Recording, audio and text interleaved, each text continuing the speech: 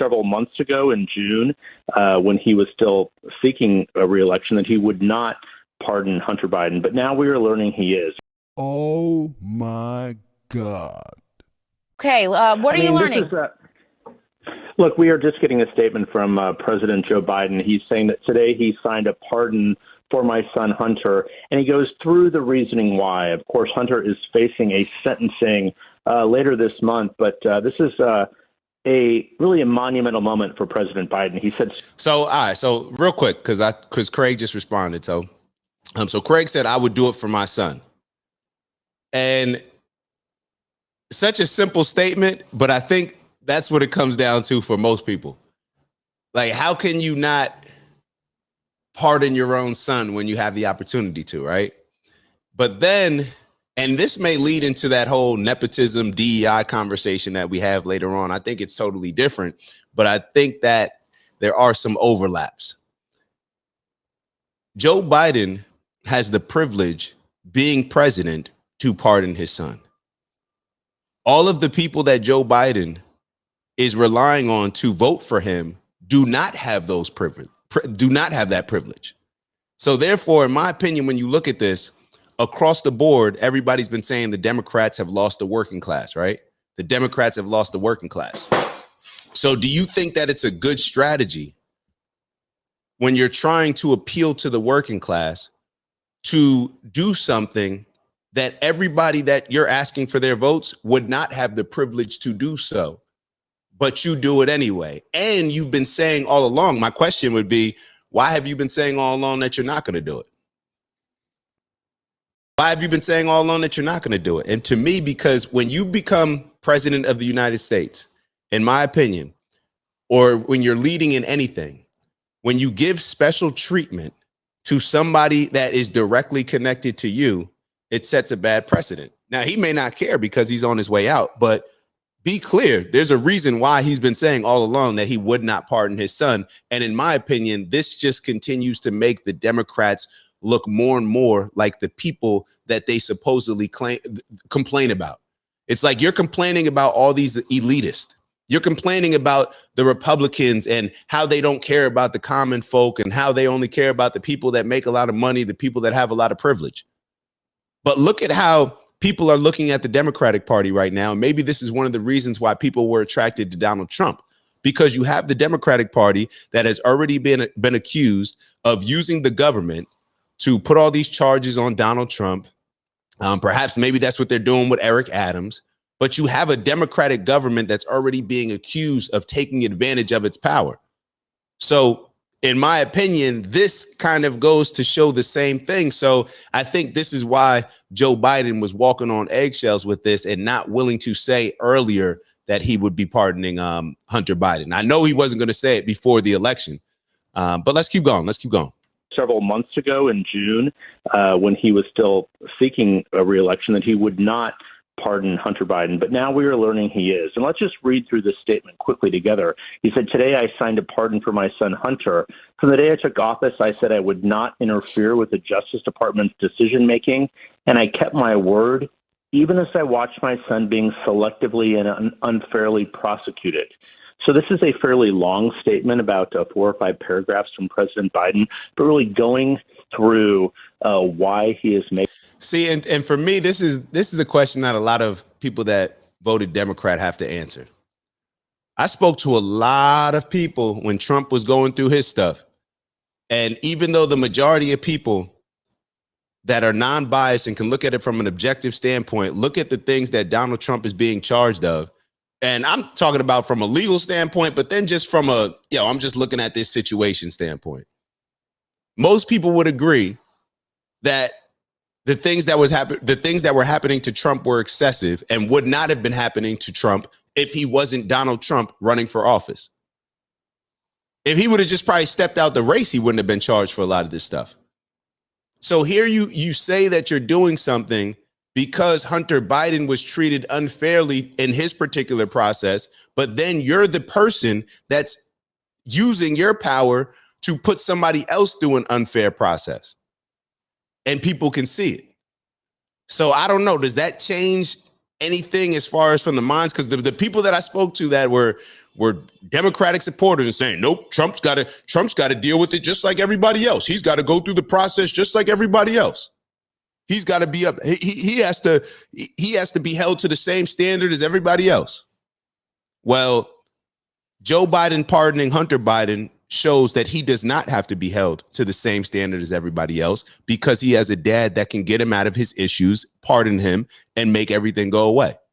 Now, does that make people like you all, the people that I'm talking to that voted Democrat, especially the ones that are more moderate, does that make you all more attracted to Joe Biden? Does that make you, when you hear the Democratic Party speak, do you think that they're being more genuine, or does that maybe bring about some caution or bring about some questions? I don't know. Making this decision. He also goes on to say this. He said, no reasonable person who looks at the facts of Hunter's cases can reach any other conclusion than Hunter was singled out because he is my son, and that is wrong. He goes on to say there's been an effort to break Hunter, who has been 5.5 years sober, even in the face of unrelenting attacks and selective prosecution. So, of course, Jessica, let's take a step back. You obviously covered the Biden campaign along with me, and this is something that Hunter Biden has been dealing with. This was a tax case, a gun case. He went through his trial in Delaware. There was another case in Los Angeles. But this is really the culmination of President Biden really making the decision tonight to sign a pardon for his son Hunter, not just a commutation of a possible. And I think it brings about another interesting point of just being real. If Joe Biden would have came out and just said, and now I don't care either way because I wasn't supporting Biden either way, but I'm just as an observer, in my opinion, I don't know if it's a cultural shift, if it's a political shift, if it's a communication shift, but the way that we communicate is becoming like being direct communication is back in style. Being direct, being honest, not sugarcoating, not having the politically correct statements that a lot of people make, not having the Gavin Newsom, the Barack Obama, Bill Clinton seduce me with your words, and then nobody cares what you actually do because we won't pay attention once we like you. Donald Trump is known as somebody that communicates very directly. Joe Biden and the Democrats, what is their reputation? Of saying things and not getting them done, or saying things and appearing to have no intent of getting them done. They could try, we tried with the student forgiveness, the loans. We tried with this, we tried with that. They wouldn't allow us. They tried to shut down the border. Trump called his people. There's a lot of inconsistencies and just a lot of things, in my opinion, that are said, but are not directly said. If you wanted to pardon your son, I would have just said from the jump, like, look, this is a tough decision. Obviously, for all those that have kids, this is one of those decisions that, I'm in a tough bond. I'm the president of the United States. I do not want to give my kid unfair treatment. But, what would you do? And I think a lot of people that would resonate with. A lot of people can relate to that. Because I think 99% of people that are in this position are going to help their kids. At the end of the day, you're going to see that as your number one responsibility. I don't have kids, but I'm just looking at it from a standpoint of what my parents would be doing. They're going to try to do any and everything to get their children out of trouble. The only problem here, in my opinion, is that Biden lied about it or said he wouldn't do it for so long. And now he's trying to wiggle his way in to say, well, I still kept my word because I didn't interfere with the case. We'll listen to another minute and then we'll move on. Sentence, but a pardon, which certainly will be part of President Biden's legacy going forward. Yeah, there's no doubt about it. And as I'm reading this along with you, Jeff, I think one part at the very end is particularly striking, which is where he says, I have followed a simple principle. Just tell the American people the truth. They'll be fair-minded. And here's the truth. I believe in the justice system. But as I have wrestled with this, I also believe raw politics has infected this process, and it led to a miscarriage of justice. So politics is impacting this, and it led to a miscarriage of justice. Is he talking about Hunter Biden, or is he talking about Donald Trump? And I saw Craig C. wrote, let's be real. And this comes from a Trump supporter, not a Republican, though. Trump wasn't treated unfairly. Yeah, I disagree. I think that Trump was definitely treated unfairly. He was, in my opinion, he was treated unfairly by the system, as well as the perception that came to the media. I just think that he was treated unfairly. I think that what's going on with Eric Adams, I think that that is definitely motivated by, now I don't know whether Eric Adams is guilty or innocent, but I believe that that was motivated by him calling out a lot of his Democratic colleagues, by him calling out the people that brought a lot of the migrants to New York City. Nobody had an issue with Eric Adams until he started calling people out and calling things out. And now everybody, well, he likes Trump. He's on Trump's team. He's this. We're going to indict him. All you got to do is listen to Letitia James and Kathy Hochul. Oh, you can't tell me that Letitia James, the energy that she speaks with, it's not something a little bit more than her job when she's dealing and addressing Trump's issues. She's still talking about Donald Trump won the presidency, and Letitia James is rounding up the troops, acting like she's about to stage a civil war against Donald Trump. So it's hard to me to take seriously what Joe Biden just said when he's been the number one person as president, allowing all the things that have occurred with Donald Trump and weaponizing the government against him. Now, this is just my standpoint. Clearly, Craig thinks a different way, but let's keep going. And once I made this decision this weekend, there was no sense in delaying it further. I hope Americans will understand why a father and a president would come to this decision. It is interesting to also hear him saying, essentially, that the justice system was politicized. And I see your chat, Craig. So Craig says, same reason Trump said he was disassociated with Project 2025 and lied. You said that earlier that you wanted to talk about Project 2025. What's your favorite part of it? What's your favorite part of it? And first tell me what's your favorite part of it, and did you read it?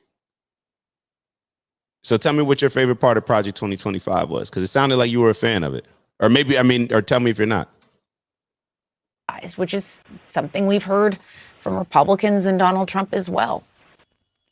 We certainly have. And so let's ask this question, and we'll finish up with this video. Let's ask this question. Based on, now she just mentioned that these are a lot of the same things that Donald Trump has been complaining about.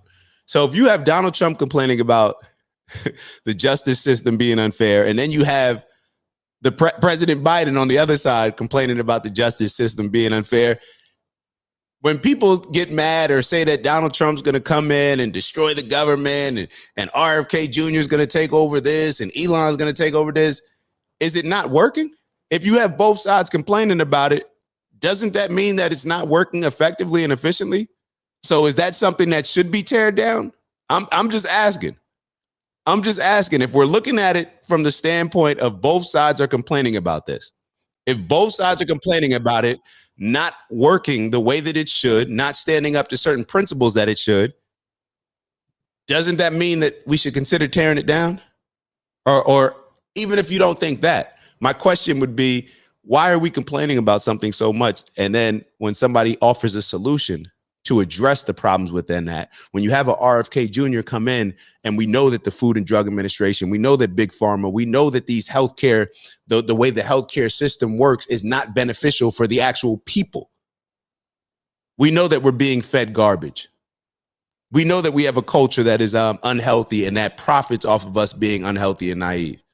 So we know all these problems, but then we get mad at, well, RFK Jr. is coming in. He's going to, it's like, these are the same parts of the government, companies, regulators that we complain about.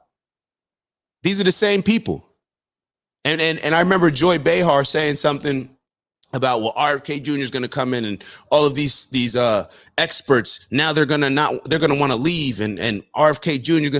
Well, if they're experts and they're working there and it's not working and they're not stepping up and addressing a lot of these issues that are killing us, whether it's the food ingredients, whether it's maybe other things that we may be taking, then so what if somebody comes in and gets rid of them? So what? It's Dak. Just want to thank you for checking out our video and visiting the OG Network. If you enjoyed the video, please make sure that you give us a like. And if you're looking to join a community of inspired individuals striving for purposeful abundance, subscribe. And if you're feeling real generous, share the video with some friends and family. All right, I'll see y'all soon. Ew.